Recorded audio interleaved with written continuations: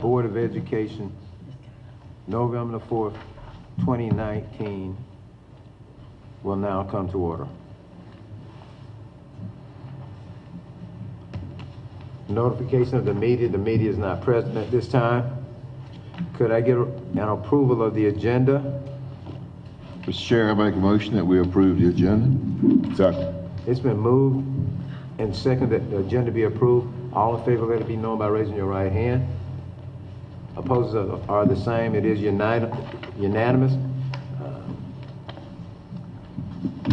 Reverend Smith, would you lead us in a invocation, and also let's please keep in mind Cedric Covington's family, the young man that passed here recently. If we could keep him in our prayers as well.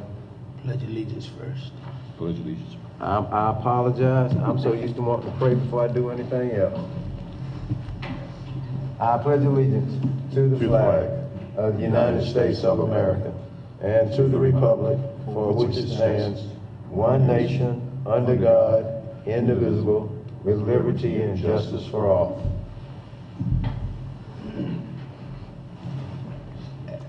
I'll pray now, sir. I appreciate that very much. Gracious God, our Father, again, in the name of Jesus, we come. And Heavenly Father, as we assemble ourselves together as a school board for this school district, we pray, oh God, that you will continue to be with us, leading and guiding us, and Heavenly Father, to allow us to do the things that are in the best interest of children and for the school district. We pray, Heavenly Father, for the family of the young man, oh God, who went home to be with the Lord. We ask you, oh God, that you continue to keep them in your care and give them every good thing their heart so desire. Sometimes, Heavenly Father, it's hard for us to understand why things happen, but we know, oh God, that you're a God that is too just to do any wrong and too wise to make any mistakes. And we just ask now that you supply every need and allow them to know that weeping may endure but a night, but joy will come in the morning. And Heavenly Father, these and all blessings we do declare and decree in the name of Jesus, we pray. Amen. Amen.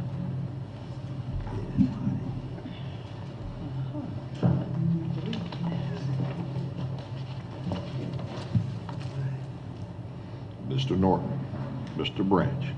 Gentlemen, doing good. Can I get a motion to go into executive sessions for the purpose of new hires, resignations, and legal matters? Mr. Chairman, I make a motion we go into executive session. Second. It's been moved and seconded that we go into executive session for the purpose of new hires, resignations, and legal matters. All in favor, let it be known by raising your right hand. Opposed are the same. It is unanimous. We are now in executive session.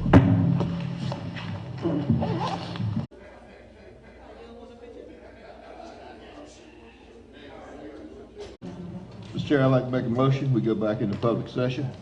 Mr. Chair, I second. It's been moved and seconded that we go back to public session. All in favor, let it be known by raising your right hand.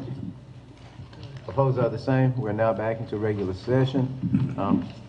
For the record, I'd like let it be known that no actions were taken and no decisions were made while we were in executive session.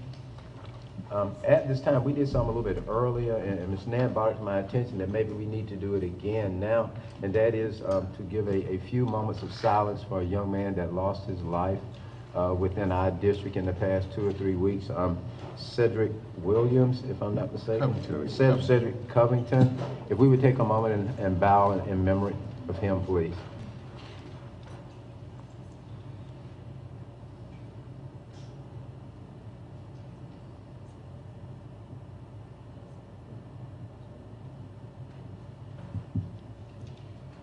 Thank you. Moving forward, any actions that should be or needed to be taken while we were in executive session would now be appropriate. Mr. Chair, I'd like to make a motion that we approve 4 resignations that was presented to us by Dr. McCord in executive session. Second. It's been moved and seconded that we approve 4 resignations that was given to us while in executive session. Are you ready for questions? Are you ready to vote? All in favor, let it be known by raising your right hand. Opposed are the same. It is unanimous. Any other matters? Mr. Chair, I'd like to make a motion that we approve 6 new hires that were presented to us by Dr. McCord. Second. It's been moved and seconded that we approve 6 new hires that was given to us while in executive session. Are you ready for question? Are you ready to vote? All in favor, let it be known by raising your right hand. Opposers are the same. It is unanimous. If I get approval of the October the 7th, 2019 regular meeting. Chairman, make a motion that we approve the October 7th, 2019 regular board meeting. A second. It's been moved and seconded that we approve the regular meeting for October 7th, 2019.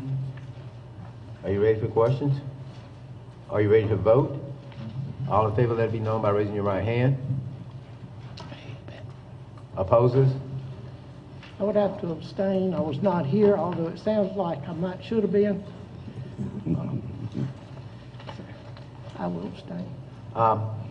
With that being said, we have 1, 2, 3, 4, 5, 6 approved, 2 abstentions because they were not present. It has been approved. I'd like approval of the minutes of the October 8th special call meeting for 2019. Mr. Chair, I offer the motion that the minutes of the special call meeting for October 8th, 2019 be approved. Second. It's been moved and seconded that the approval of the October 8th, 2019 special call meeting be approved. Are you ready for questions? Are you ready to vote? All in favor, let it be known by raising your right hand. Opposers are the same. I'm abstaining, I was not present. We have 3 abstentions and 1, 2, 3, 4, 5 approvals. It has been approved. Points of celebration. I'm going to ask Connie Anderson to come to the front, and as she does, Mr. Chair, we'll move to the front ourselves.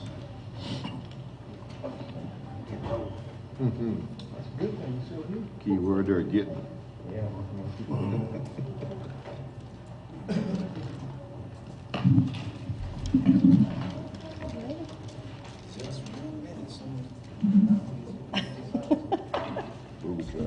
Okay. Good afternoon, Chairman McNeil, Dr. McCord, members of the board. It gives me great honor to stand before you tonight to talk to you about our Character Student of the Month of October for Courage. We would like to congratulate Ms. Kirbyana Purvis for being selected as the District Character Student of the Month. Her teacher says, Maya Angelou once said, courage is the most important of all the virtues because without courage, you can't practice any other virtue consistently. This quote resonates with my Character Student of the Month, Kirbyana Purvis, as she exemplifies the qualities of a person who is never afraid of what others think and speaks up for others. Kirbyana is well-mannered, cheerful, and is always willing to help her peers. Kirbyana can do and say what is right despite opposition of others. She is never afraid to face the risk of criticism from what others to do what is right. One way she demonstrated such bravery was standing up for a student on the playground who was being teased by other students. She told the students that she was going to report the incident to a teacher, and she was called a tattletale. She then replied by stating she did not care because it's wrong to hurt someone's feelings. Kirbyana's courageous traits is reflected in her academic performance as well. She overcame an obstacle of presenting to an audience and gave a marvelous presentation in class. It was courageous of Kirbyana to face one of her fears even when she was afraid of speaking in front of an audience. She is never afraid of trying a new concept in class. Kirbyana will not let her academic errors define her, and she will try again until she has accomplished her goal. This tenacity in the face of learning something new is inspiring to her classmates and me. I am proud of Kirbyana as she has accomplished so much in the past few months. She is determined to go to college and receive a degree, which I know she will accomplish. The sky is the limit for Kirbyana, and it is a joy to have her in my classroom. And I say ditto to that, as I love having her as a student at our school. So at this time, I'm going to ask Kirbyana, her family, and her teacher, Ms. Sims, to come forward.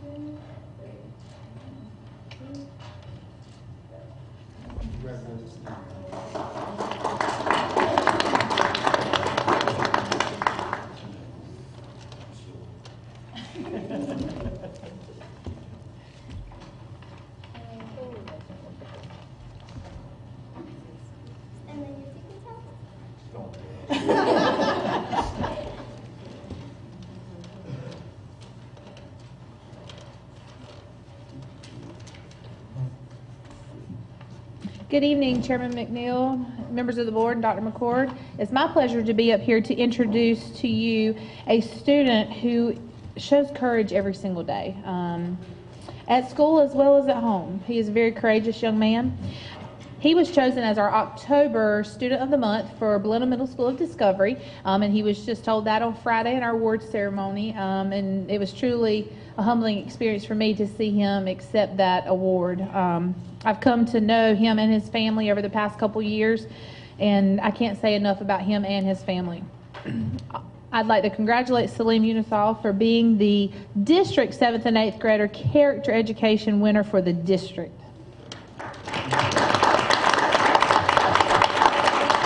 He did not know why he was here tonight, so I'm truly excited to see him here. Salim has shown great overall achievement. He is on the AB Honor Roll. His testing scores are exemplary. He is respectful at all times and considerate of others. He's a strong leader that exhibits true good moral traits. Turn around there, everybody. Look at you while I'm talking about you. Turn around while I'm talking about you, okay? I can attribute those good moral traits to his family, who are doing a fabulous job raising him. Salim is willing to share any ideas and opinions that actually go against the status quo, and we need students like that, and that really shows that true leadership. He is friendly and gets along with everybody at school, very cooperative, but he's unafraid to share those ideas that he believes are right, and so that's where the courage comes in. Salim is often the one that you see, if you see somebody talking about another student, he's the one going up to him, hey, that's not right, you shouldn't do that. He also likes his voice to be heard at school. And that takes a tremendous amount of courage displayed in a time when others would keep their heads down and not say anything. And so we're thankful for Salim. And he also has the courage to be himself and not to join in with the peers. Because as you know, middle school is an age of peer pressure. But Salim does a great job staying out of the peer pressure. He doesn't allow others to control him. Salim is a fabulous young man, and we are so proud of him being the Blenheim Middle School of Discovery October Character Student of the Month, as well as the District Character Ed Student of the Month. And if we could call Mr. Graham and his Salim's family up, please.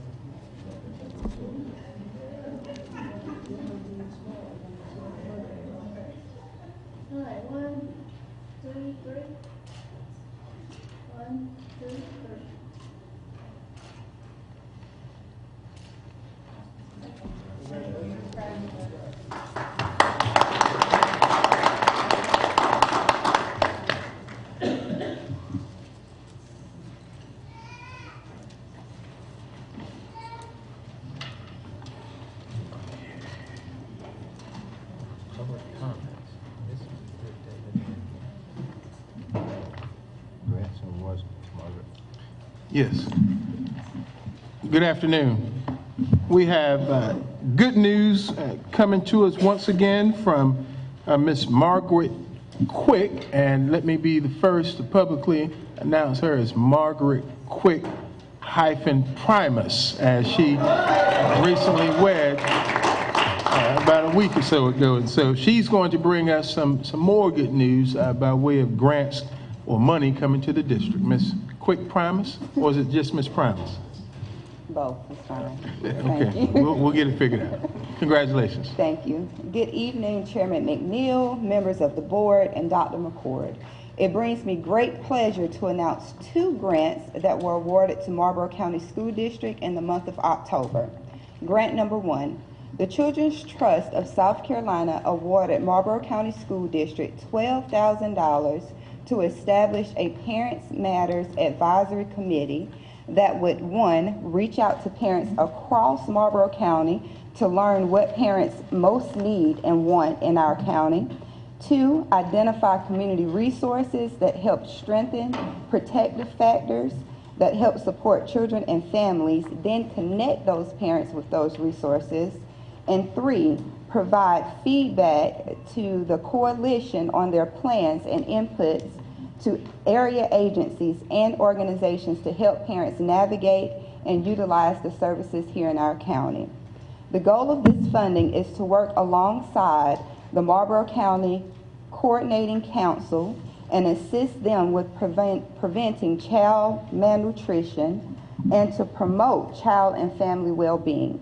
This grant was only awarded to 3 counties in the state of South Carolina, and those 3 counties are United Way of Horry County, the United Way of Midlands and Richland, and lastly, Marlboro County School District and the Marlboro County Coordinating Council.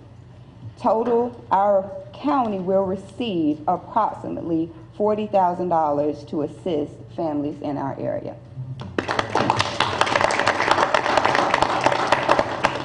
Grant number 2.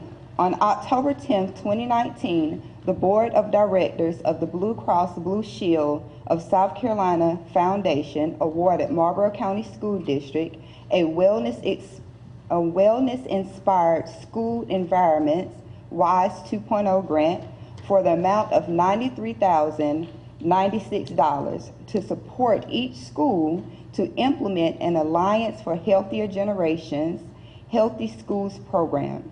This is a 3-year initiative for our district, and it begins this year. Our first training will be on November 12th, hopefully at Bennettsville Intermediate School. What we hope to achieve in this grant is to improve physical education, staff wellness, as well as nutrition education, to establish and sustain effective school wellness councils, to develop a school vision for health and wellness, and to align that with the district's strategic plan and renewal plans. And lastly, to ensure that all schools have a wellness action plan that is supported by the district and will involve every aspect of individuals to support and utilize a wellness culture throughout Marlboro County. Thank you. Questions? On the first grant, you said from the Children's Trust. Yes. This grant was, you said the Marlboro County Coordinating Council. Correct. They would, you said the school district got $12,000. Correct. And will you, I know I heard when we had that thing at the Adult ed. Adult ed, I heard you talking about it. But the Coordinating Council now, are you going to work together on that, or how? Yes, so this grant has 2 different committees. One would be the Parent Advisory Committee. Without the Parent Advisory Committee, the Coordinating Council cannot do anything. So the Parent Advisory Committee is supposed to give the input to the Coordinating Council so they can develop a plan. Some examples would be if our families around Marlboro County said that we don't have enough transportation. So we try to figure out what we would need to provide more transportation, give our problem to the Coordinating Council, and the Coordinating Council is supposed to utilize their funds to help get those resources in our county.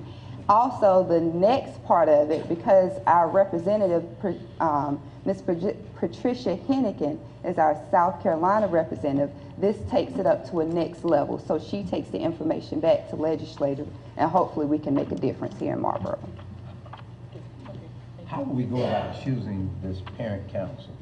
So we've already started choosing some of the members of the Parent Advisory Council. We already have our lead parent in place.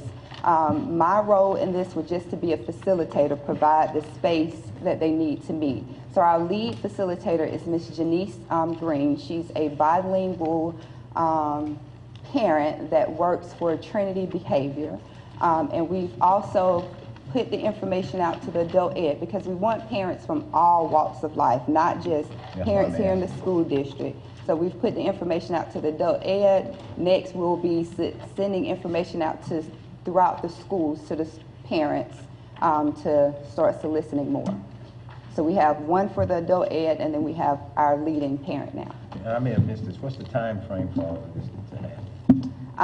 Well, the time frame was supposed to start September 1st, but we didn't start because South Carolina Children's Trust did not issue the funding until October. So now our time frame, November 1st, we're supposed to submit everybody that we have. And we have 2 people so far. We only have to have 8. So if you have anybody, let me know, and those names will be submitted. So somebody back there behind you, I'm quite sure. Or someone watching online. Or someone online, please. How many slots did you say you have available? We have 6 available now. 6 available now. Yes. And please keep in mind, everybody, we're doing all we can to get the community involved in what we're doing. And sitting back waiting to see what happens won't work. We have to have parents involved. We have to have people in our community involved in our kids' lives. And this is an opportunity right now for somebody to get involved. Is there anybody they need to contact to make that happen? They can contact me directly at the Annex building or call me. My number is 843-454-5703. I'm sorry. After you have filled all of the slots, will there be a waiting list? Yes, we could have more parents, but with the $12,000 we budget in mileage for them and then a small $25 honorarium each meeting. So that's not a lot of money to try to give away. Yes. So 8 is the minimum that we can have, and we're going to work on 8 because we want to give them mileage reimbursement and also the $25 honorarium monthly. And there's a total grant cost that we received. I know it's $12,000, but I thought the total was $40,000. The Marlboro Coordinating Council receives the other half. Got you.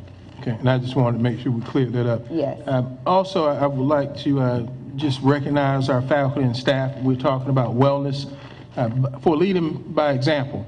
As you know, the board approved for district employees to receive a health membership at our local fitness center, and there are 8 locations, and as to date, we have almost 300 employees that are taking advantage of this.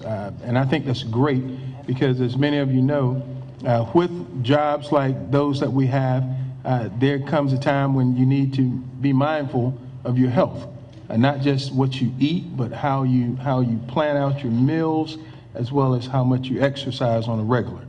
So being heart healthy is definitely going to help us as a school district, and then also it helps release stress and lower blood pressure. So thank you to the board, and thank you to our staff for stepping up to the challenge of getting healthy and living healthy lifestyles as examples. One more question. Yes. You said the Marlboro County Coordinating Council. Correct. Who makes up that council? Miss Representative Hennigan is the chairman of that council, and to my knowledge, it's different individuals throughout Marlboro County that makes up. District only gets $12,000. Correct. Of the $40,000 grant. Correct. What happens to the rest of that money? It goes to the coordinating council, and whatever our parent advisory committee votes on, the coordinating council is supposed to use that money to make it happen here in Marlboro County. That'll work. Thank you. You're welcome. All right. Thank you. Thank you, Ms. Quick Primus. Primus. Primus.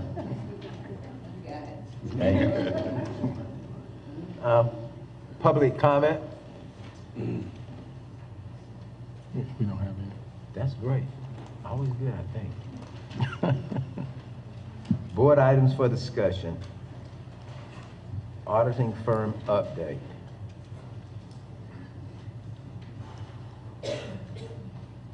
Everybody Michael's looking at me, so I guess I'll do the update. Well, I do have West Park who can answer any questions that you might have. Thank you, But Wes. it's your discussion.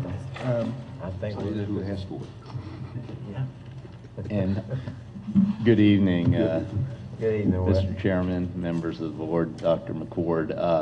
I don't know whether you have any questions regarding the presentations or if there's any further inquiry you would like to make of the firms so that they could provide additional responses. I'd be glad to communicate that to the firms if that is an interest of the board. Got a motion. We got a motion. Can we just hold it off 1 minute? Yeah. Let's let him go through, but write your motion down. Don't want you to forget that. I ain't gonna forget. All right. Certainly. Well, of course, you all were present to hear the 5 firms that presented. The first day, Elliott Davis, Webster Rogers, and our existing firm, Malden and Jenkins. The second day was McGregor and Company and Green Finney. Of course, they provided their presentation in terms of the type of services that they could provide, the type of staffing that they had, and the type of experience that their firm has in terms of their concentration in governmental and other sectors of the accounting world. But I'd be glad to make further inquiries. I didn't really prepare a recap of what the presentations were, but certainly would be glad to make further inquiry. Okay. I have a question. You have a question? One of the questions that we did not ask, I'm afraid to say, and we probably need to know cost factor.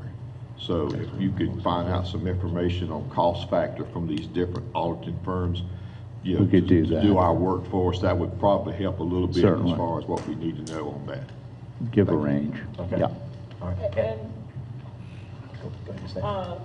the last firm on the list, I'd like to have a little bit more information. I know they passed out something.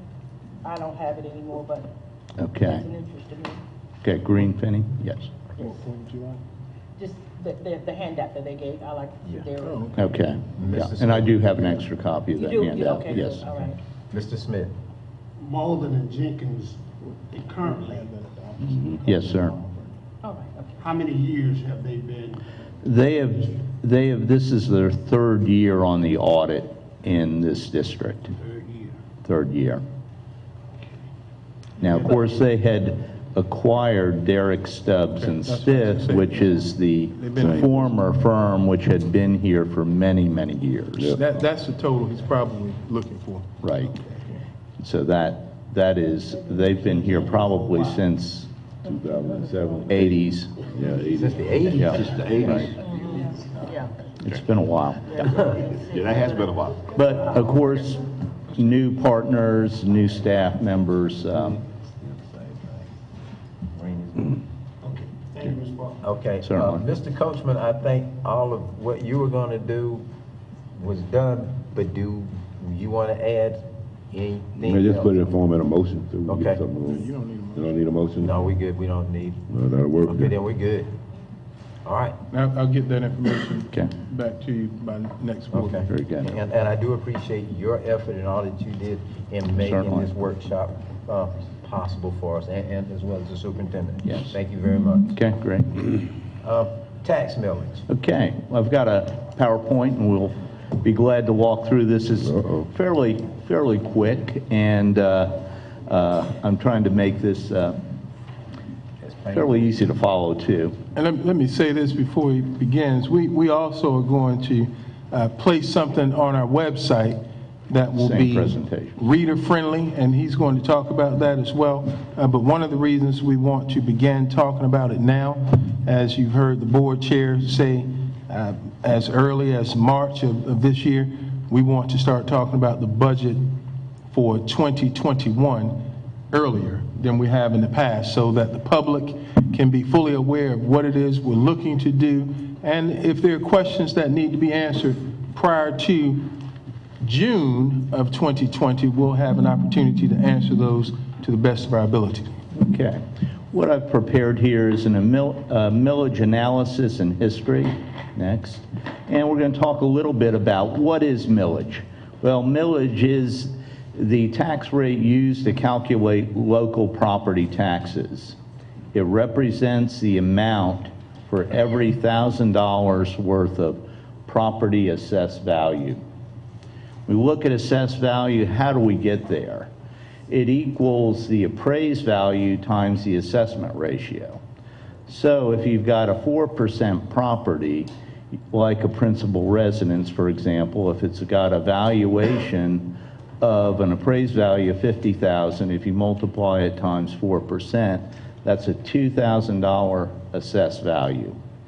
6% property includes vacant land, second residences, rental properties, vehicles, and commercial property. Those are the two primary assessed ratios, 4 and 6%. Now, when we look at what does school operating millage apply to? Before you Yes, get sir. too far than that, Marlboro County is basically a farming county. Yes, sir. Agricultural land. Where would it be listed under that? Well, of course, ag use is a 6% assessment ratio. However, agricultural use property is very low assessed value. So even though it's a 6% assessment ratio, it's a very low assessed value. And they get, of course, some great tax advantages in terms of ag use. When we look at what does school operating millage apply to, it does not apply to principal residences. So the operational millage is not paid by homeowners.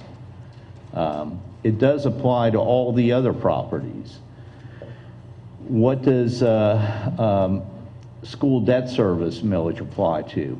It applies to all properties. So principal residences pay debt service millage, as well as all the other properties.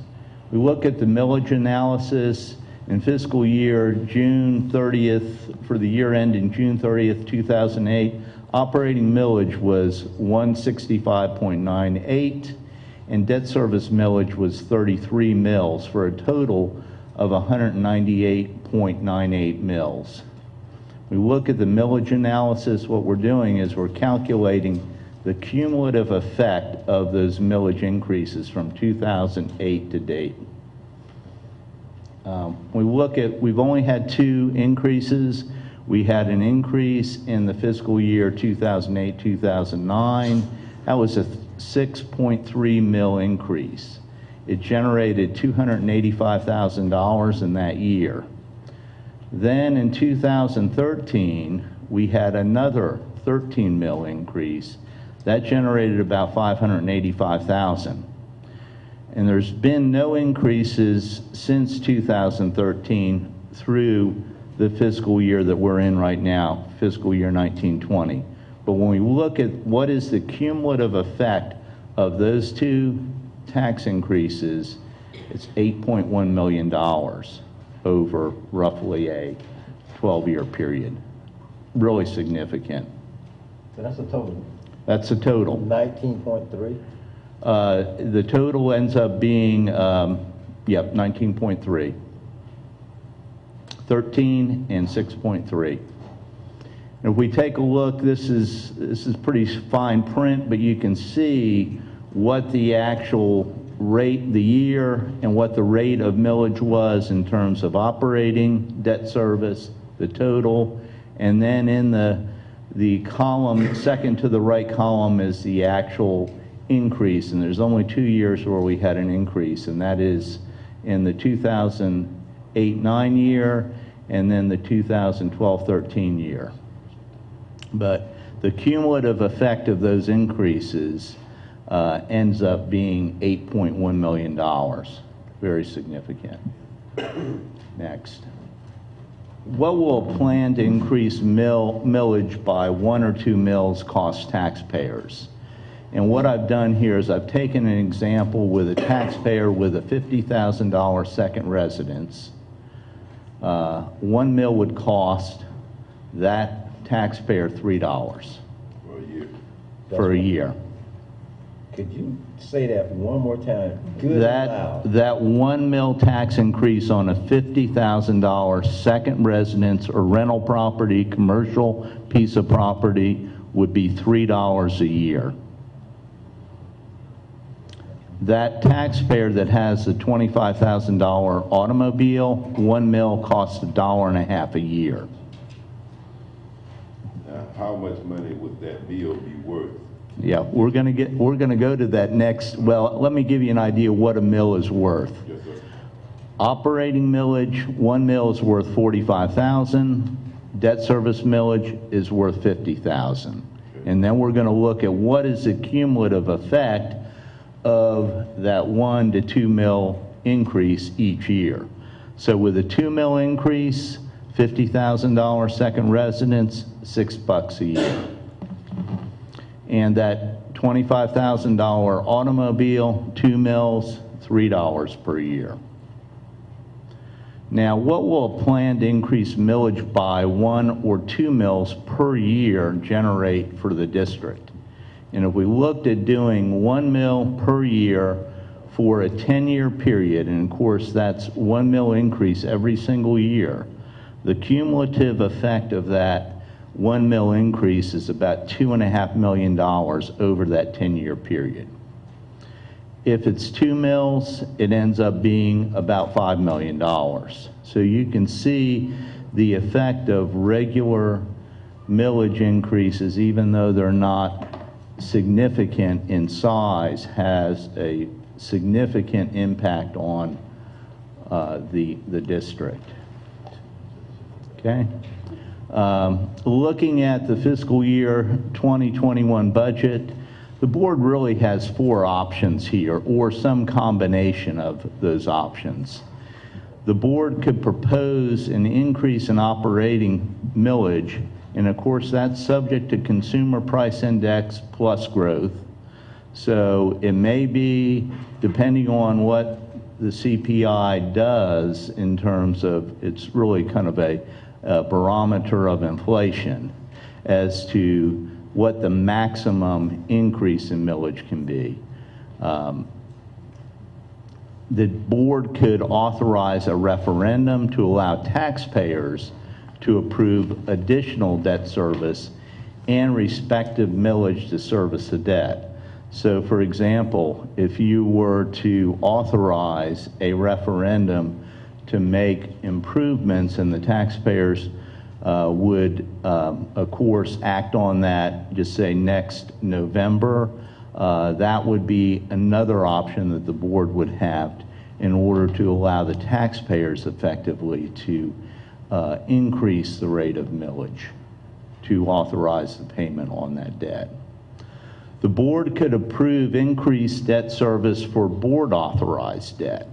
So this is another option where you could effectively say, well, we know that we need to do this project and we're going to go ahead and authorize debt service to, to pay for this board authorized debt. And then of course the last option is to do nothing, which, but anyway. I don't know whether there's any questions that you all have in terms of this presentation. It will be posted on the finance website, and we could, of course, email that as well. What prompts us to have to do increase in millage? Excuse me? What prompts us as a board or a community to have to increase millage? Well, we've got, Dr. McCord, you may want to. And Wes can answer, but I can just give it to you in a short answer. We don't receive money for capital improvements. So there are items that we need to take care of as a board. Well, for me as superintendent, authorized by the board, that we don't have the operating funds. For an example, right now we're in a situation where we need to begin looking at the building envelopes as it relates to HVAC units, as it relates to doors, as it relates to Roofing. roofing. These are things that are not going to be itemized and budgeted for in our overall budget. And so for us to have, I don't want to say extra money, but to have money to take care of these items is important. You recall last winter, you received calls from parents from the high school because they said it was too cold. We need to repair or replace those units that are beyond service.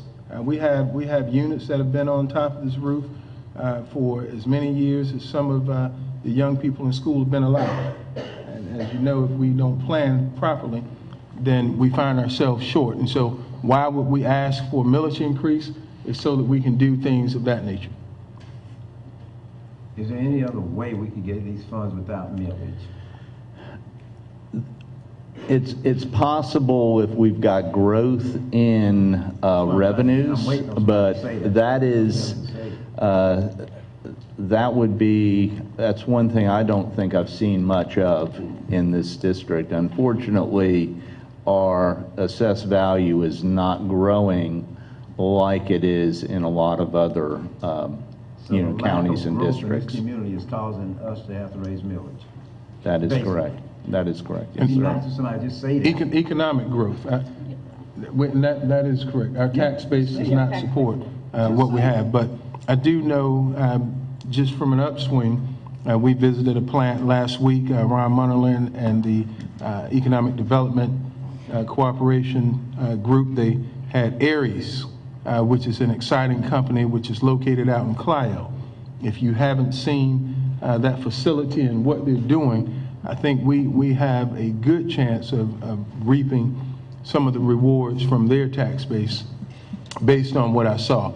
As the business development continues to grow businesses in our county, then that puts us in better financial stead. But until such a time, we are still expected to educate kids to the best of our abilities with the limited funds that we receive from both state and federal monies.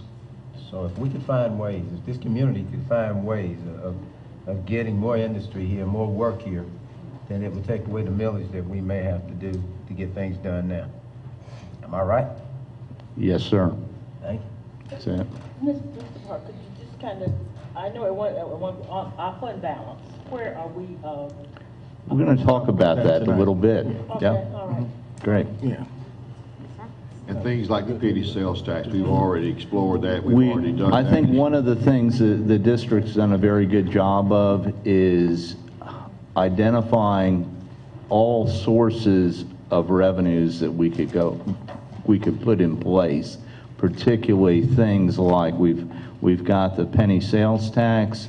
The county has had the local option sales tax since about 1992. We were one of the earliest ones. We did things like the qualified school construction bonds when we built Blenheim, so the federal government pays the interest on those securities.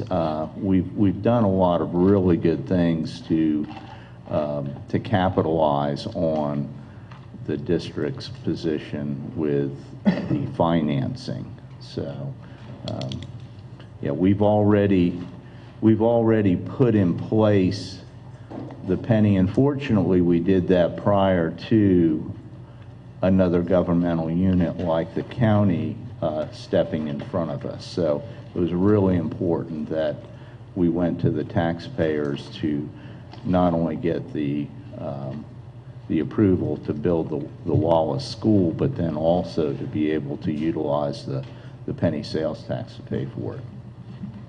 And the options for millage increase as a board is up to what, 8 mills? Well, it depends on what the increase in the consumer price index is. And we won't know that until probably February or March. So it is a percentage of our existing millage. We'll get a letter from the Board of Economic Advisors telling us what the allowable millage increase is for operating millage.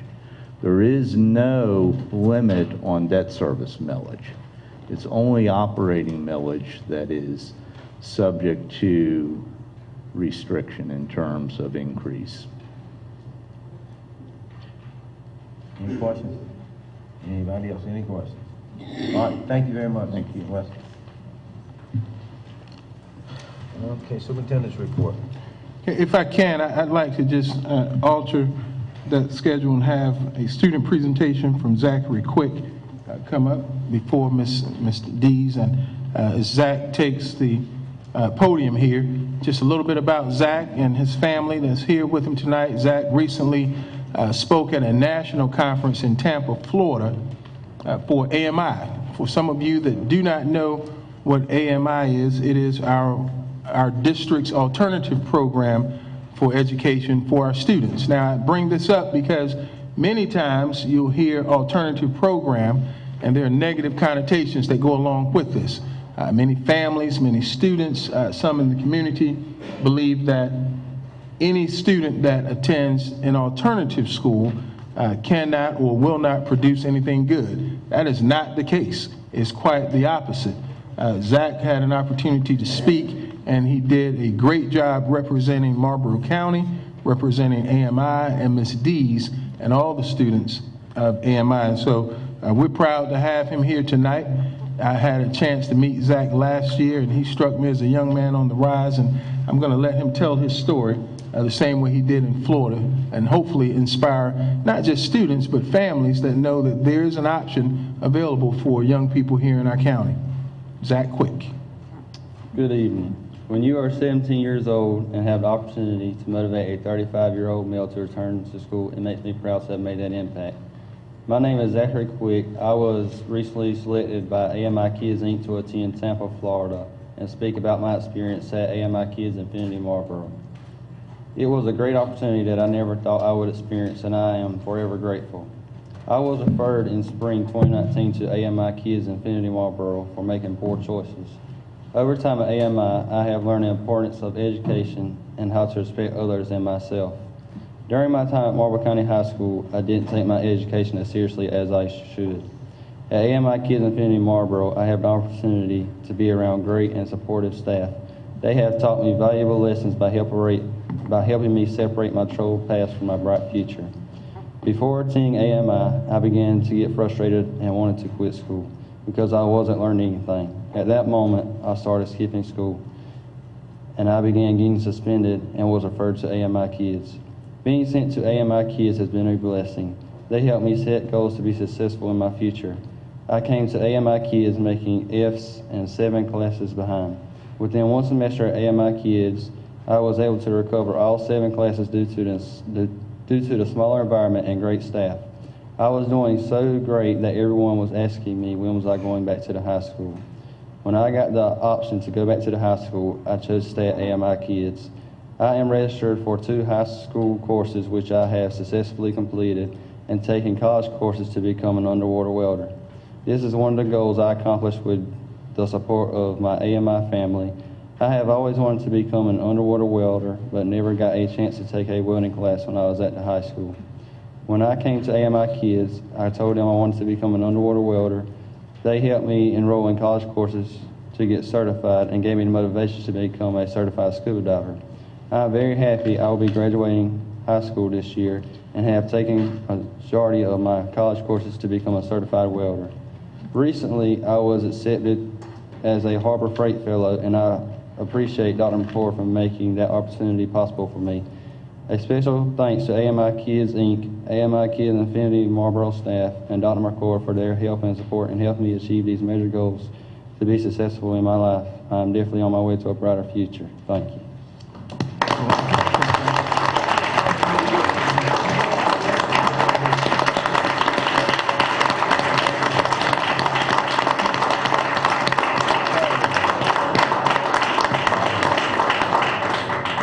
Mom, would you like to say a few words? I would. I just want to thank AMI for everything they've done for Zach. You know, when the principal called me that last day that I spoke with him, you know, he said that he was going to refer Zach to be expelled, or either I could transfer him over to AMI. Well, AMI was not an option for me. I didn't have a troubled child, nor did I have a bad child. I just had a child that he's always been laid back. Nothing's never bothered him. He doesn't get mad. I mean, it's got to be really, really bad to bother Zach. So I talked to Zach that afternoon. He said, Mama, just let me try it. Just let me try it. If I don't like it or if it don't work out, I'll go back and I'll try to do better at school.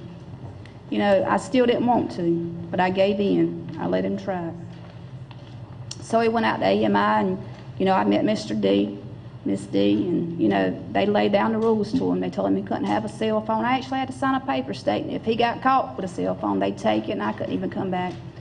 You know, they gave him an opportunity to pursue his education, to pursue his dreams. I don't even know if he'd have got that here, and not because of who he was. It's because it's such a bigger environment for him. This place here is smaller. And you know, I did have, you know, you get the wrong reputation of a school like that. I thought only bad kids went there. But like I say, it really helped my child, and I just thank them for everything they done for him and everything they continue to do for him. Thank you so much. Thank you.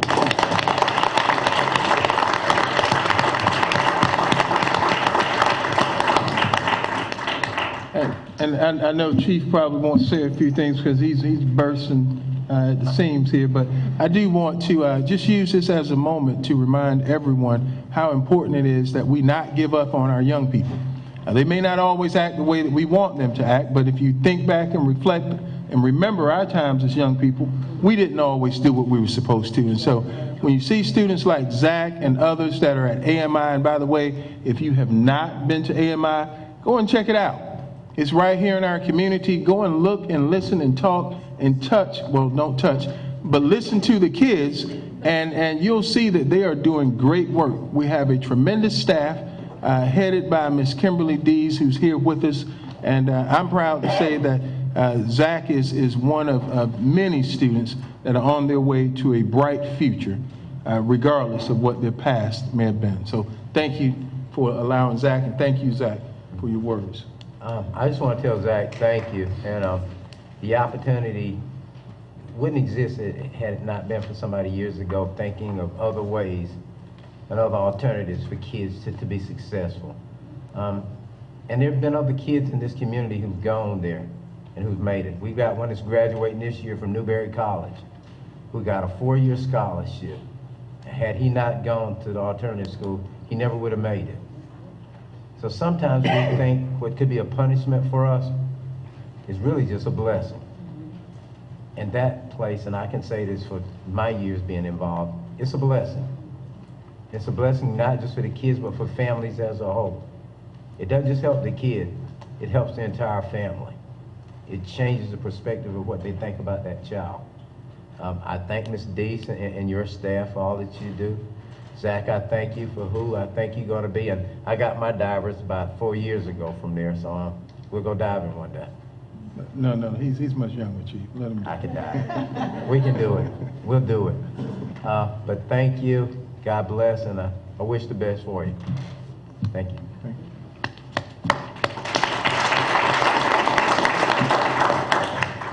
I want to ask Ms. Tama Dees to come forward, and as she does so, Ms. Kekila Robinson will present information on the ACT-SAT release.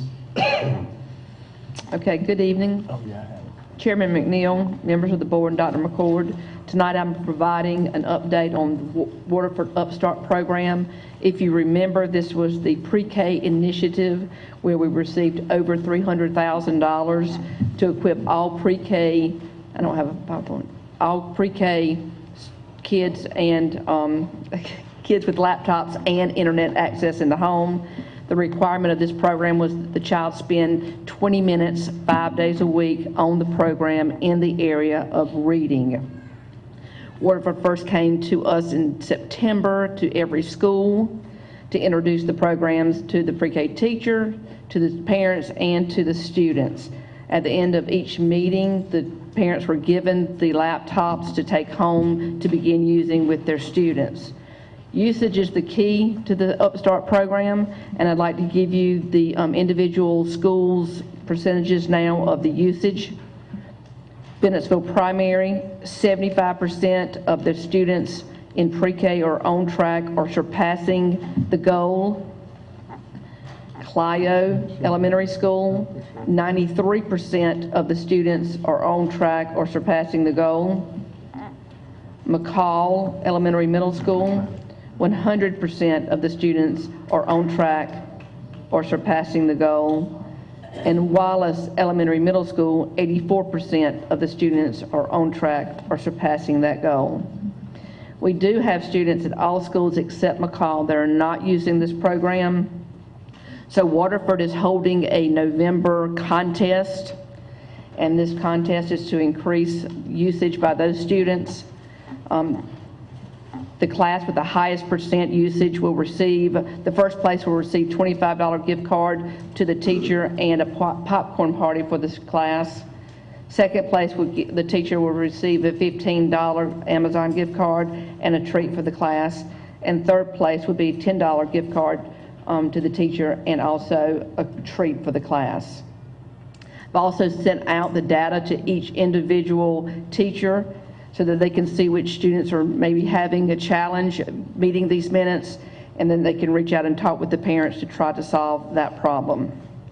Also, Waterford is scheduled on November the 14th to be at Bennettsville Primary School to hold a follow-up parent meeting for all the pre-K parents in the district. We will meet in the cafeteria from 4 o'clock to 6 o'clock. This meeting is twofold. One is for the Waterford people to give the parents activities to be able to use with their children at home in the area of phonemic awareness. And the other is just to assist in any problems, questions, or concerns that they may have. We are also asking for all pre-K teachers to be in attendance during that meeting because Waterford would give them tips on how to use that data in their classrooms to support the children.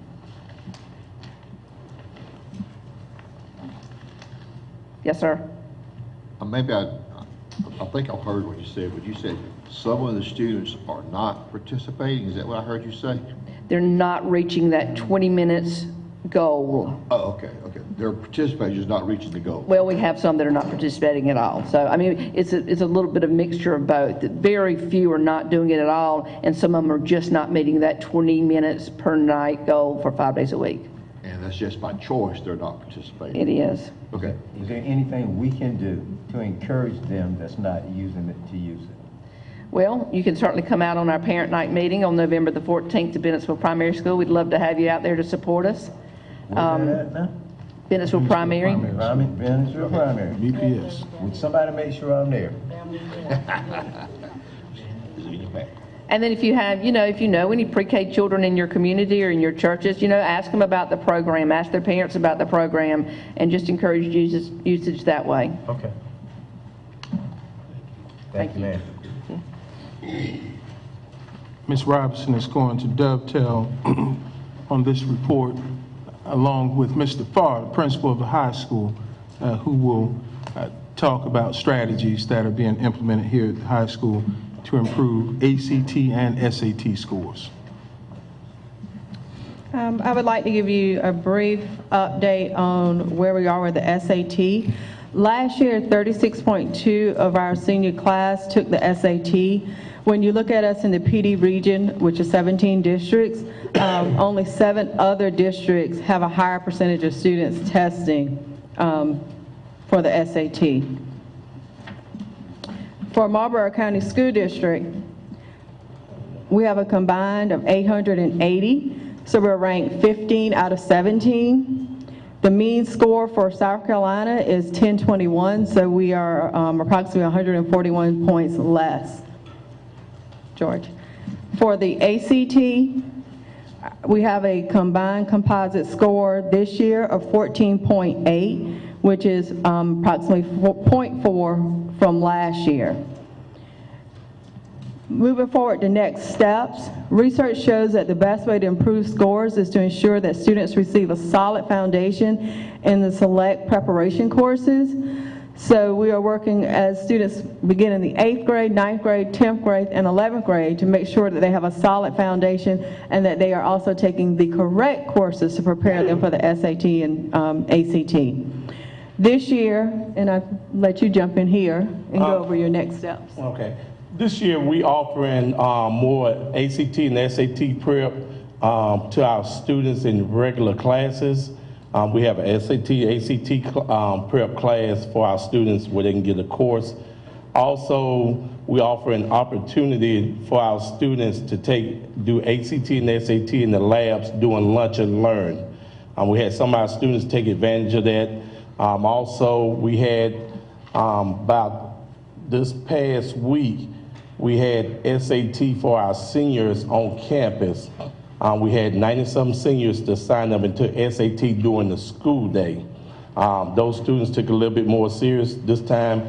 Also, with Ms. Lawson, working with our senior teachers, also offered time during the regular classes to prep for SAT this year using Khan Academy online tutorial service.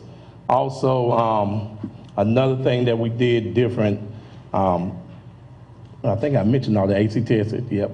I don't have my glasses on, they're on top of my head. But like I stated before, we had the Khan Academy SAT online tutorial service, yeah, on top of my head. So we offered, the students had opportunity during their classes to work with the Khan Academy this year. And I believe Dr. McCord is going to speak to you about the ACT percentage tested, or would you like for us? No, go ahead. Okay. Moving forward, we are number 8 with the percentage tested. So that is one thing that we want to improve upon, is to allow more of our students to have an opportunity to participate with the SAT. That is not something that every school does, is encourage every child to take the SAT. So that is one thing that we would like to do moving forward. I also will mention, I do know at the high school they're offering different incentives to get students to test, not only, but including special recognition for students that score a certain amount, 24 on the ACT, 1,050 on the SAT. And it's a challenge. It is a challenge to get students to come out and study after school, to study during school. The lunch and learn is proven to be effective in some ways, but it's something that everyone is going to have to buy into. Now, some ask and wonder, why is it that SAT and ACT scores are important?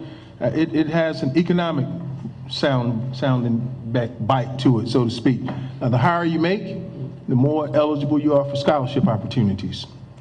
Getting that information to students on an earlier note definitely helps us with that endeavor. Also, we're going to hopefully here at the high school get some feedback from students to find out what more can be done at the high school to make them better prepared. Having high numbers that test, that is great, but having high numbers that test well is better. Thank you. Hold on a second, Mr. Farr. That data, those figures are, you did a great presentation, but I like to have those figures if possible. We can send it to you. Yes, send it to me.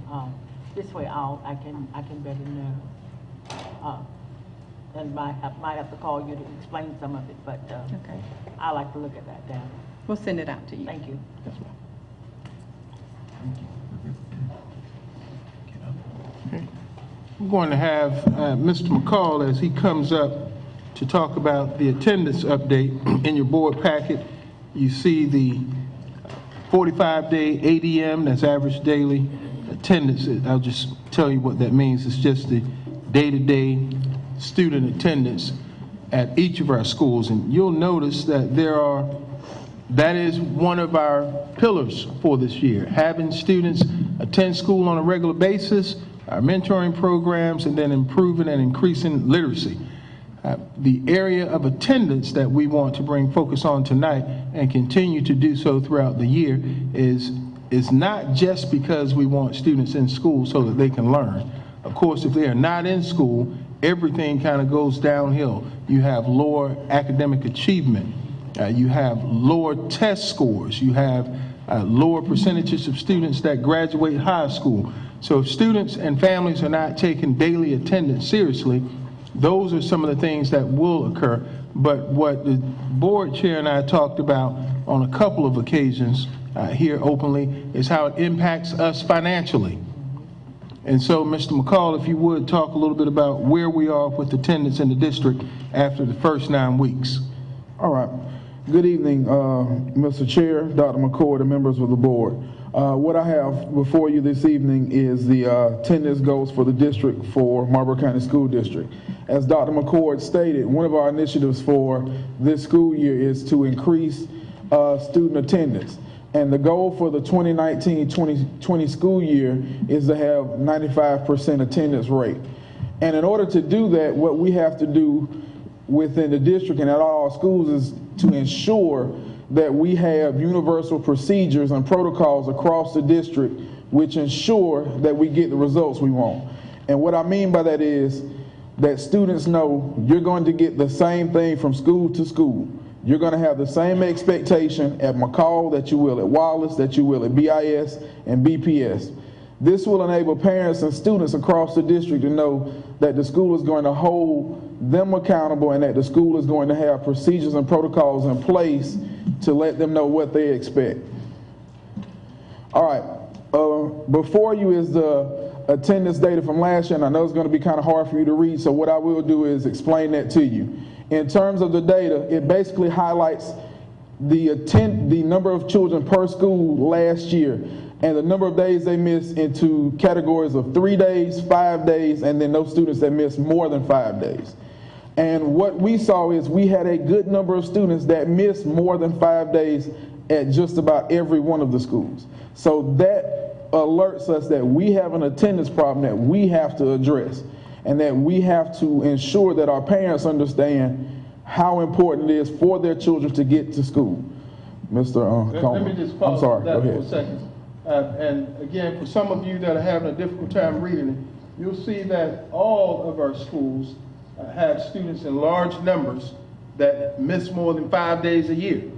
And if you want to know how that impacts instruction, just think about the fact that if they miss more than 5 days and a teacher misses more than 5 days, you miss out on a lot. You couple in the fact that you have drills, bless you, drills that take place, you have extracurricular activity that takes place in a school. A student has the potential to miss a third of classroom instruction time throughout the year. That's just with 5 or more days absence. So how effective can we be in the classroom if we don't have students in class to receive the instruction? And I bring that up because it is reflected most times during testing times. And it takes away from what our teachers are able to show that they are capable of doing. All right, and again, we have seen through the data that we have a lot of work to do in terms of at every school ensuring that our kids and as well as our parents understand how important it is that they attend school. So what we've tried to do is come up with a tiered process, and for that we have 3 tiers. Go back if you would, Mr. Coleman, and I want to talk about this. With all of our kids, we want to highlight how important it is for them to come to school, how attendance impacts them not only in the classroom but later on in life. If you look at it, those kids who are attendance problems in school, they're going to get older, and that translates into them being attendance problems when they get to be adults in the workforce. Because you can't turn on just being present. You have to be present at all times. So that's a skill that we're trying to teach them now, which is a soft skill that industry has said that some of our kids lack, which is knowing that you have to come to work every day. And school right now is their job. So that's something that we're trying to highlight with everyone. For our kids that would be our Tier 2 students, these are kids who have not become chronically absent but are on their way to becoming chronically absent. And then we have those students who we would term as chronically absent that we have to put more emphasis on and put in more practices and procedures with, Mr. Coleman. And again, Tier 1, with our district, one of the things we've tried to do this year is we don't want to wait till they've missed 5 days. Once our kids miss 3 days, an attendance team has to convene. And in that attendance meeting, the team tries to highlight, okay, We know your child has missed 3 days. What are the barriers that are in place? What's going on that's causing your child to miss these days? Because we want them in school. It's important for us to have them here so that we can make sure we're giving them everything they need.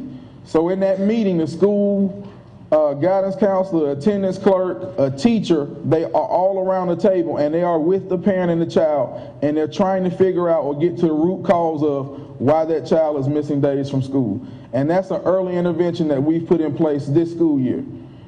All right, Mr. Coleman. With our Tier 2 students, these again are our students that have missed more than 3 days.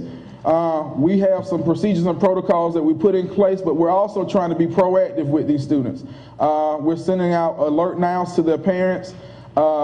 We make sure we increase the level of communication with parents, and we make it personalized with trying to let the parent and child know how important it is for them to come to school. We also continue to meet with them and put a plan in place, and also at the school level try to make sure there's someone checking on that child when they come to school, greeting them, letting them know, hey, we're glad you're here. But also at all times making sure that child knows we want you here and we need you here so that we can make sure we have the opportunity to educate you. And for our Tier 3 students, those students that we have seen are chronically missing school, we have intensive case management with the coordination of public agencies and legal responses needed, our attendance clerks, student services, DSS, etc. Now, some things that we are doing every day. One of the first things that can boost attendance is to clearly communicate the school's attendance expectations to students, their families, and in the student handbook, the school website, face-to-face meetings, and we try to make sure we explain to them why attendance matters so much. One of the things that we have at our schools this year, if you've been in the schools, is we call it an attendance hero, which is being here every day, ready, on time. And the schools are trying to get it across to kids. You may not be an athlete, but you can be present every day, and you being present every day allows you to be there and do your best because they can't educate them from home. So one of the things each school has, if you walk into the schools, you'll see where they have attendance information up, what their goal is for attendance, what they currently are in terms of attendance, so that you keep it in front of your parents and you can keep it in front of your kids. Another thing that we are doing, but we want to continue to get better at this, is trying to engage the community. We want to include the community in on our attendance data, and what we're going to do is start pushing that out to our businesses so that they can see where we are in terms of attendance, so that they can understand where we are and what help we may need. And list the support to outreach and case managements of parents. So that's basically trying to reach out to the community and saying, hey, look, we have some kids that have historically not done well in terms of attending. If you'll go back for me, Mr. Coleman.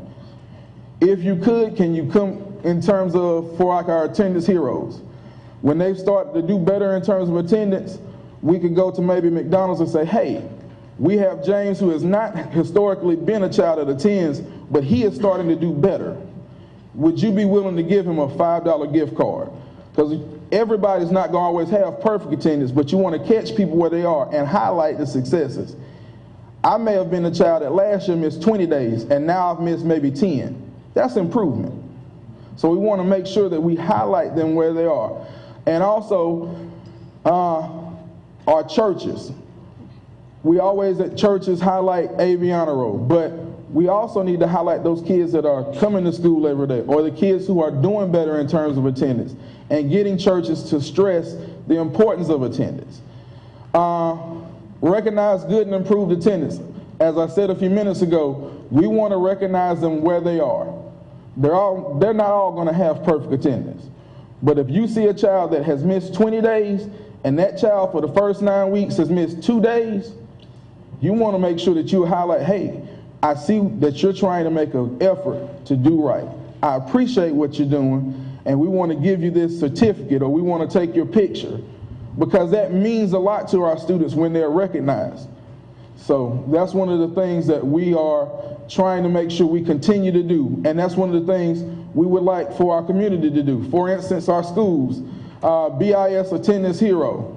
And if Ms. Hewitt was able to come up, she'd tell you why this child was their attendance hero for the month. Because each one of these children, even though they may have been an attendance problem, there's a story to why they were an attendance problem. And there's also a story as to why they are starting to not be an attendance problem. So that is one thing we're doing, and we're also trying to involve families. You may have parents very well at schools who were attendance problems when they were in school, who don't see the value of coming to school on a daily basis. So we're trying to highlight with parents why it's important for students to come every day and the impact it has on students when they attend every day. Go ahead, Mr. Coleman. And additional supports. We have a group of students that come with a wealth of problems. And one of the things that we can do as a school district or as schools is to make sure that we have a plan in place to address some of those issues. You have some students that may not attend because they don't have the clothes to attend sometimes. Or they may have other issues in place, and just trying to make sure that you've planned for that and have a plan in place to ensure that we can eliminate as many barriers as we can to enable those kids to get to school. Mr. Coleman. All right, and if you would, I'll answer any questions that you all may have. And thank you, Mr. McCall. I do want to say, for the information that's in your packet, if you notice, we have all but 2 schools that have fallen below our stated goal of 95%. Recognizing BIS and BPS for having students over 95% is definitely a plus. I also would like to just ask, yes, let's give them a round of applause. Yes, thank you. And I'll say this, they are doing tremendous work in making sure they keep that issue in the front. I can say that about a few of our schools, but at BPS and at BIS, for an example, at BIS, they have a publisher clearinghouse student of the month sign that they place in the yard of the student with great attendance. How powerful is that for neighbors riding by, knowing that it's important that kids show up at school every day? And just to bring it in our own world, how problematic is it for us in our place of work, in our work environment, when people are not at work? How much stress does that put on each of those that are at work? And so we ask parents and the community and others to join us in making sure, if nothing else, students are at school. If you look, you'll see that right now, as a district, we're down about 86 students. Now, we talked earlier about how and why we would have to ask for additional monies from the public. 86 students, if I round that up to 100, Mr. Park, what is that in terms of cost for our bottom line? 100 students, $300,000. That money comes out of this year's budget. We do not get funding. We do not get funding for students that are not in school. So our funding right now was based on last year's ADM. If we're short 100 students, right now we're going to be short about $300,000. So we need students to come to school, not just to learn, but to help those that are coming to school continue to receive the services that they receive. And so it is important that everyone steps up to the plate and encourages students to come to school. You'll hear people say that they put too many kids out of school. They suspend too much. That's not true. Our suspension data can show that, and we'll bring a report to show what the suspension data is for our schools. Our suspension data shows that out-of-school suspensions are down, and it's not that we don't have to at times suspend students. It's just not going to always be our first option. Because again, at the end of the day, if the students are not in class, we cannot teach them. So we need them in school, on time, and in class to give our teachers, who are doing a great job of instructing our students on a daily basis. Thank you, Mr. McCall. Thank you. Wait, I got one quick question. Yes, sir. I know we combined Blenheim and Cloud for an elementary school, but yet I see last year we had 29 pre-K. This year we've only have 15 pre-K at Cloud. Why is that? Where those other kids? You would think there would still be some kids coming. Say that. Ask that question again. Under your pre-K. Okay. All right. 2018 and 19, Blenheim and Clio together had 29 pre-K. Okay. In 2019 and 20, we only have 15 pre-K. Your pre-K is all off of enrollment. That's whoever comes into the building. But that's what I'm trying to ask. It got cut in half, pre-K. Well, I'm assuming some of the Blenheim kids didn't go to pre-K in Clio. Is that what we're saying? That could be it, or it could be there just aren't that many 4-year-olds in that area, in both of the areas. So pre-K is going to be the number of students that enroll in our programs. Okay. So families, and by the way, pre-K, kindergarten, those numbers are, we want them to come, but they don't quote unquote have to come per se because they are not mandated to come until the age of 6. So anytime we have students come at the age of 4 or 5, it's a blessing to the district. So families may choose other options. They may choose to keep them at home. They may choose some type of daycare. Okay. Sir? I'd say it might be a while, so like we up a little bit. I don't know about that. They could just be having more babies. Well, it was just kind of jumping out at me here because everybody else was pretty much the same going across. And actually, Clio was 15 last year and 15 again this year. Right. So the ones that were missing appeared to be the ones that were going to Blenheim last year at pre-K and they didn't choose to go. And I was just wondering if that was the way it was. Could be. We don't have a solid answer for that because again, it's optional. Okay. Thank you. They have 3-year-olds. I just have one observation. I know we need to move on. I see where you've involved the community, you want to involve businesses and churches, and I guess I was going to say industry. How much input have we put into the workforce in the community to encourage them to encourage their employees and staff to make sure that their kids are in school? That'll be something we'll put in place as well. Think about it. If I work at Mohawk and there was a picture of my child at Mohawk for attending school every day, yes, sir. My coworker may decide to want to make sure that their child is there. And most of our kids, parents do work, and maybe we may address it that way. Again, if we're going to use everything that's out there, I would say industry would be a big plus for us to use. A great plus. We will take that and we will run with that. So we will make sure we implement that. Yes, sir. Thank you, sir. Thank you. Thank you for that suggestion. That's a great suggestion.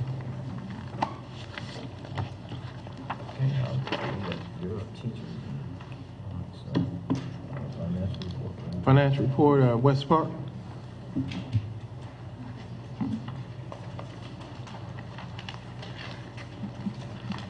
Again, good evening. You have before you the financial report as of October 22nd, 2019.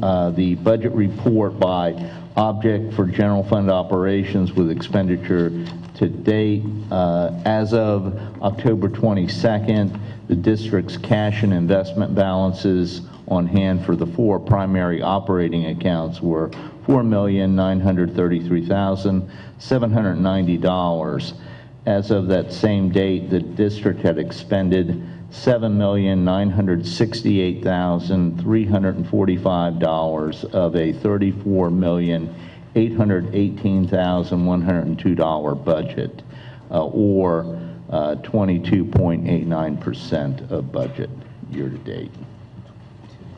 Any questions? Thank you. So we're Okay. we're roughly 6% above where we would. When we look at the year to date, it gives the appearance as if we've got less expenditures based on the amount of time. And of course, a lot of that has to do with the fact in June, for example, we've got 4 checks that we write to teachers, and that does tend to load that part of the year up. So, you know, we're fairly close to where we were in the prior year. And I'm going to give you a little example of our analysis looking at making the comparison with 2018 and 2019 for the first 3 months. Okay. We've got the financial analysis comparing 3 months ended September 30th, 2019 with the same period ending September 30th of 2018. You can see the reports by object for general fund operations with expenditures to date as of those 2 dates. The first set of reports are in summary form. The next reports are by object detail. Good news is that September 30th, 2019, the district's expenditures were 18.83% of budget versus 19.16% of budget for the same period. When we apply that percentage to our budget, it appears as if we've got about $114,900 reduction in expenditures in relation to the budget. I know this is early, it's only the first 3 months, but some specific areas of reduced expenditures as a percentage of budget includes the following: salary expenses, employee benefits, and purchased services. Most significant reasons for favorable budget outcomes include the consolidation, elimination of positions not required in 2019-20, and of course monitoring and managing the contract substitute services, including use of personal care assistants in the district. I'll continue to update this report in the next quarter, and as I've stated here, so far so good. Great. Okay. Very next item that I have on the agenda here is our financial reporting preliminary results for fiscal year 2018-19. I'm very happy to report that the Marlboro County School Districts will have very favorable financial results for the fiscal year ending June 30th, 2019. Revenue and other sources exceeded budget estimates, and expenditures were less than budgeted amounts.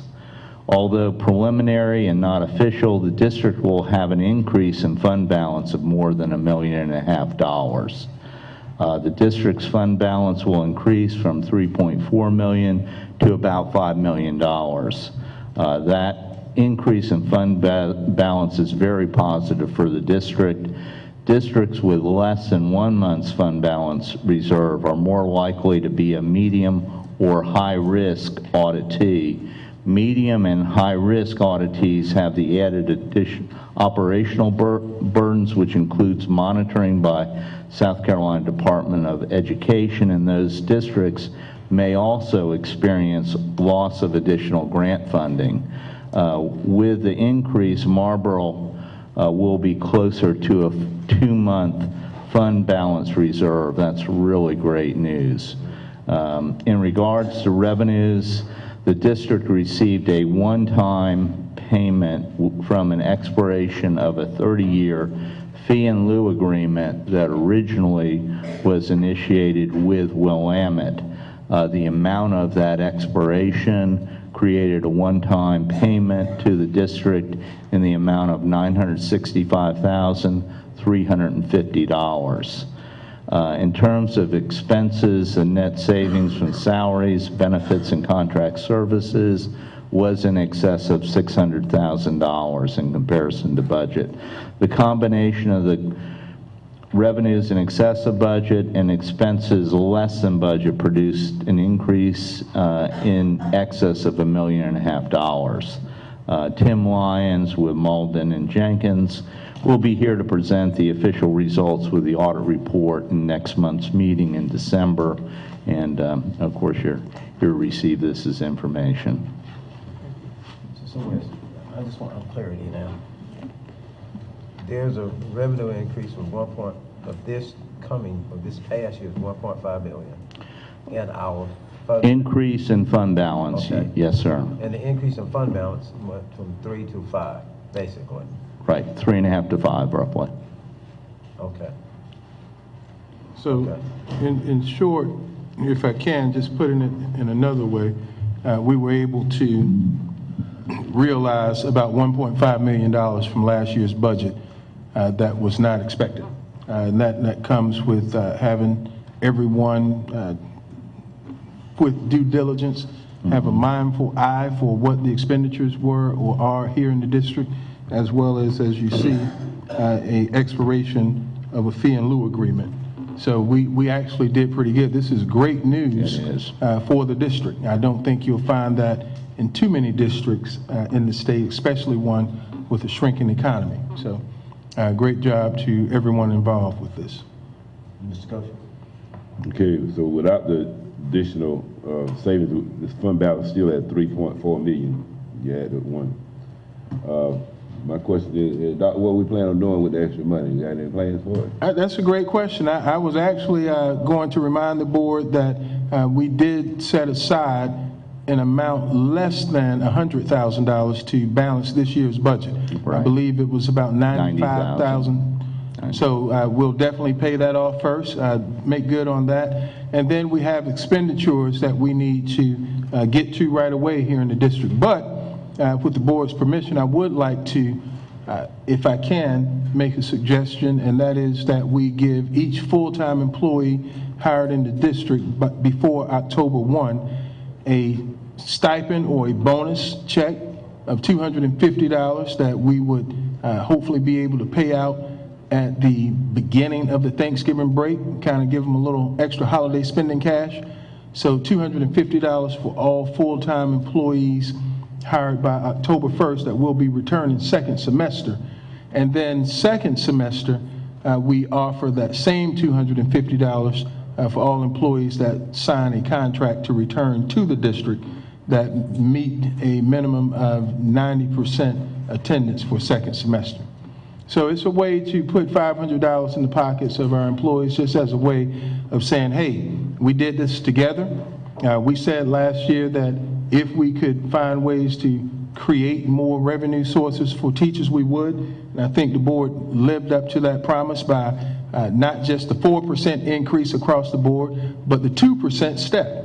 So it's actually a 6% increase that most employees received already. This is just something to help folks during the holiday season and the beginning of the summer season. And that's something that I would like to ask the board for permission to do. And with that, we would tax up the money so that $250 is actually $250 as opposed to $186. It's a small amount, but I think it says a lot to our employees that we're going to continue to try to do things to improve their lives and living conditions. Right, you need that in form of a motion. We would definitely, it would have to be approved by the board. Okay, I'm looking at this fund balance and, okay, just with, I recall all this when Willamette came to town and they did the fee in lieu. Had they paid taxes, had paid back on taxes, how would we have benefited more? Well, obviously, industries get the benefit of receiving a fee in lieu in order to entice them to make that kind of investment in our county. So obviously, if we would have gotten the full tax rate, it would have been greater than what we receive annually from the fee in lieu. But of course, that's something that's negotiated, and it brings employment, brings a lot of capital investment that is a part of the overall package that's provided. And I'm looking at this is going to, although preliminary, the district will have an increase in fund balance of more than $1.5 million. The district will increase from 3.4 million to about 5 million. It's positive of the district. We pulled money out of the fund balance, I don't know, last year or something. In the last few years, we've added slightly. It's been a very small amount, $50,000, $60,000. It's not been much. It's been very, very tight in terms of a budget. So this is really an unusual situation for this district. I can't remember results like this until, going back about 2008, we had some very favorable results. But then, of course, the downturn came, and it was very difficult to be able to just, meet our expenses and not. Maintain that amount in there so that we would not be, the state would not be looking at the district because we do not have enough in there. I know you did a workshop early on. Minimum requirement is 1 month's fund balance. So roughly with our district, that's probably about $2.7 million or so. So we're in great shape in terms of favorable ratings for bonds and loans. I wouldn't use the word great, but I guess we're better than we were. No, we're certainly great. are. I'll use great. Anytime you have over 10% in your general fund balance, you are in what most folks would consider great shape. The state requires, I think, a little more than 7%. It's actually 8.3. 8.3%. Yes, sir. And so more than 10% would put us in what I consider to be great shape. And of course, you do recall we got an upgrade in our rating when we had our bond issuance of the $10 million referendum debt. And of course, seeing that increase in rating also saved the district a significant amount, probably about $400,000 to $500,000, just by getting that kind of just one step in upgrade. So Well, that was helpful. if the fee in lieu has expired, now will they just renegotiate? Well, there's a question as far as what will happen next year. I think we're confident to say that we'll get at least what we've gotten not in this past year, but the year prior. So we're not going to see a reduction in the revenues from that plan. But this is an unusual. It is a one-time event. Back to you, Mr. Coachman. Yeah, I'd like to make a motion. Nobody else further discussion? You make the motion, we'll see what happens in the discussion. I'd like to make a motion that we take up on the offer that Dr. McCord has made, to give all our full-time employees a $500 bonus, $250 during the Thanksgiving holiday, and the other $250 next semester as an appreciation for the hard work and dedication they've given to our children here There was a couple of stipulations, we want to make sure we hear the stipulations, and then those stipulations had to do with contractual agreements. October 1. And contractual agreements in October 1 for the Yeah, add all that stuff in that motion. At a 90% attendance. I want to make right. sure we get the wording right. Yeah. $500, also net, $250. Right. Okay, yeah, that's the motion. Okay, it's been second, we'll make sure we get the wording right. It will be right when it's in the minutes, I promise you that. And it's been moved in second that we adopt. Make a motion that we give $250. We authorize the superintendent to provide $500 bonuses for staff with certain Full-time. stipulations that will be in the agreement. And we basically know what they are. Am I right? That's right. Yep. Are we ready for question? I have one. Am I understanding this right, though? The $600,000 we actually saved. Correct. Yes, sir. 565, 350 is just a windfall that. That's a windfall. It will not. But come we in. did have over 600,000 in savings. Yes, sir. But we can't depend on that 965. That's correct. Again, it was a That is windfall. correct. And you can't depend on the 600,000. No, I don't understand that. I understand that. Let's stay focused on the motion. No, well, I just had a question. All right. Okay. I'll push. Anything else? No. All in favor, let it be known by raising your right hand. Opposes? One. I'm abstaining. We have 1, 2, 3, 4, 5, 6 So it has been approved, one abstention and one opposed. Missing a vote. So 2 abstentions. It's up to 9 board members. However y'all want to put it, I don't have to. No, you don't. All right, we're good. Thank you, Thank Wes. you. Motion passed. And the motion has passed. Happy holidays. Thank you. No, thank you. Thank you. Thank you to the board. And if anybody thinks that 250 is a little bit, see me after. I always say, they don't have to take it. They don't have to take Me, it. don't need it. Holiday, man. Yeah. Okay.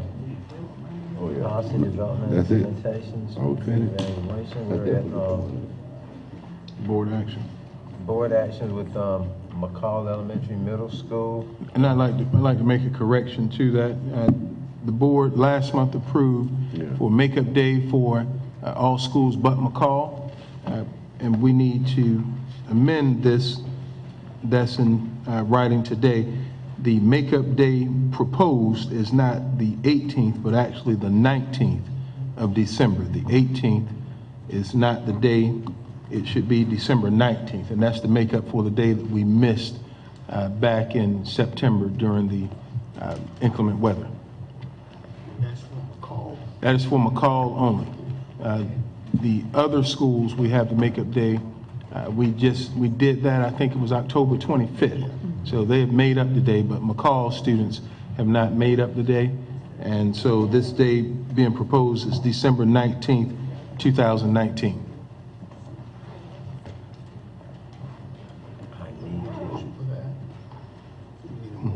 Yeah, I need a motion.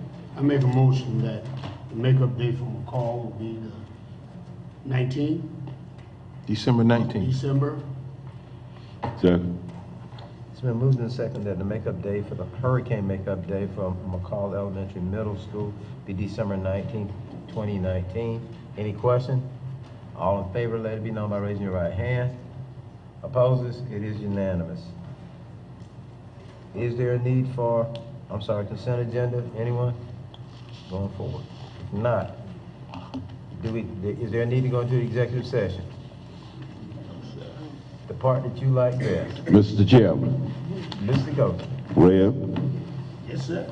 I make a motion that we adjourn for the evening. I second. It's been moved and seconded that we adjourn. All in favor, let it be known by raising your right hand. Opposed is the same. It is